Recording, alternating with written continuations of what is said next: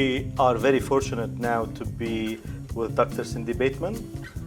Cindy, as it's known for the general public, one of the most beloved physician in the space, also in the field of ME/CFS and fibromyalgia. Welcome. Thank you. So Cindy, we are taking this opportunity to discuss a little bit some of your work. How do you evaluate the landscape, the changing landscape in the ME/CFS field? You have been doing this for a long time. So set the stage for us. How do you see things changing in the last 2 years or so? I think we're definitely picking up momentum along all fronts, but particularly in the interest of scientists and this growing interest, and now the new NIH funding. Certainly all the seed grant funding that's come before, such as the funding that's come from your organization, and the efforts of everyone to try to push these small studies into an arena where we can do much larger studies and develop that evidence base. Yeah, that's great. You have been instrumental in so many national events, right? The Institute of Medicine report. You serve on most of the committees, sometimes together. But has that helped? Has this national committee we talked today, although you are here for also the Discovery Forum that the Solve ME/CFS Initiative is doing. We just concluded that whole day of discussions. So you have seen momentum changing, right? But do you attribute that to just curiosity of folks or actual policy changes that are happening in the space? I think there have been many factors that have come together. Advocacy efforts and efforts of nonprofits and the efforts of the small studies and clinicians, but I think that certainly the visible national efforts that have happened have been huge. Funding the Institute of Medicine report and P2P, developing or strengthening the Trans NIH committee in a way that they're functioning and tell us about better. that. That is a kind of interagency.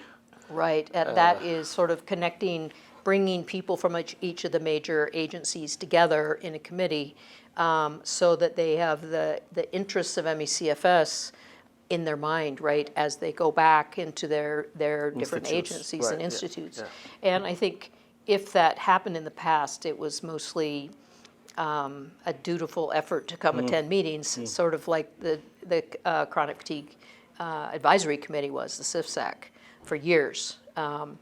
Those of us who participated on that committee felt like our work was sort of just put in a file cabinet and didn't go anywhere. But because of major efforts in advocacy and a number of things, all of a sudden that committee started to have more voice and more authority, and really much of what has happened are sequentially carrying out the recommendations from that committee, if we go back and look historically. So that's great for the tenacity of people who've been serving in that capacity. That's wonderful. In the interest of full disclosure, I'm a newcomer to this field, relatively speaking, compared to you at least. And I remember my first week when I joined Solve, I came to your clinic. You invited me for a week where I sat like this on a chair and you were seeing patients. We were in the same room. And I have to tell you, that was a formative experience in the way I'm approaching this disease. So I want to go on record and thank you, thank you for that. I think the more scientists are exposed, or public policy officials, or any really individual from the public is exposed to the plight of patients and to the way they have been misunderstood and mistreated, they would have a completely different perspective. Well, that's been part of what I've done in my profession, and now we're trying to do that in a bigger way as the nonprofit Bateman Horne Center, and that is to act as a catalyst so that we represent and connect the patients to research and to the clinic, and try to do everything we can to roll this back into the regular all of regular science and medicine, sort of mainstreaming this illness. That's wonderful. So tell us a little bit about that. So we went from offer, what the clinic used to... The Organization for Fatigue and Fibromyalgia Education and Research. Short, I made that name up. That's wonderful. That's a good name. That's a good name. So Offer is, and then Offer evolved. So first we started with the tertiary clinic in Utah, where you Which are. was really a glorified next-tier primary care clinic. I see. Internal Okay. medicine clinic. Internal medicine clinic. It was called the Fatigue Consultation Clinic. When was that?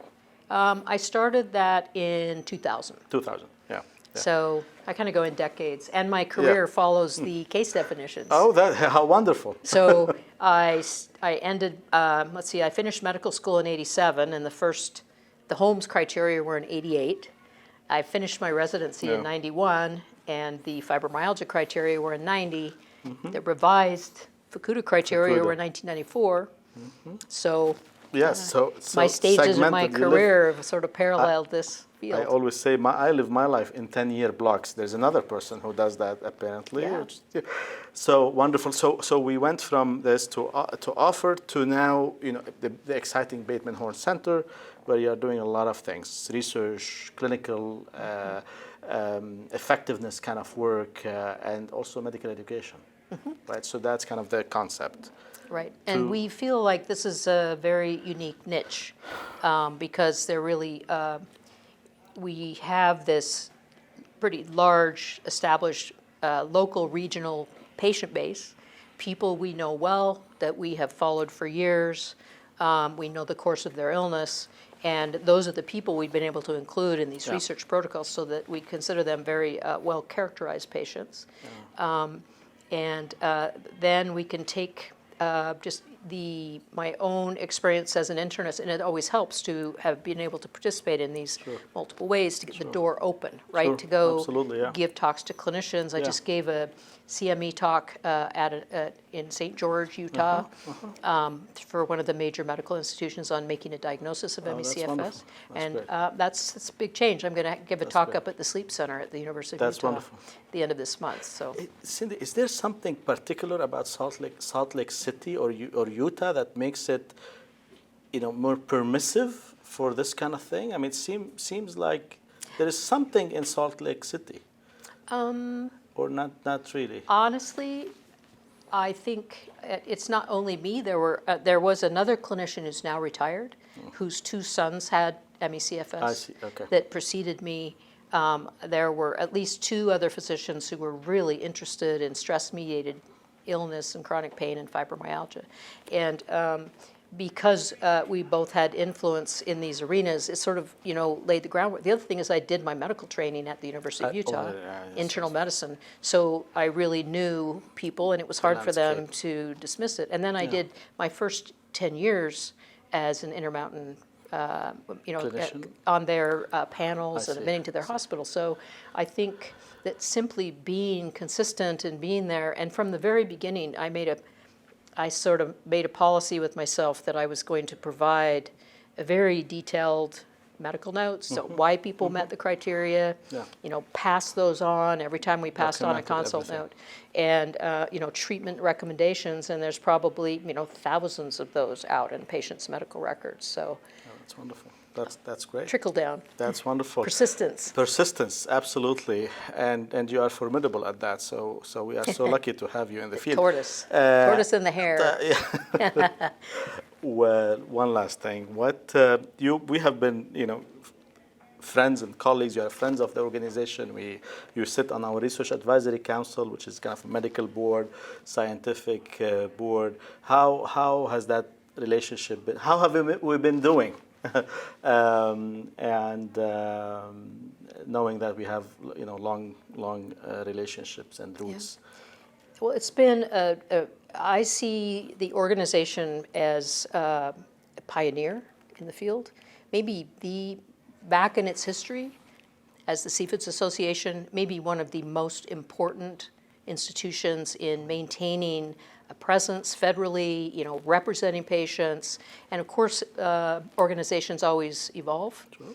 I was actually on the board of the Seafoods Association when the decision was made to move away from patient education and start to develop a more scientific side and try to be able to fund research. So, and I was in the board meeting when we said we had a goal of raising $1 million. Yeah, which wow.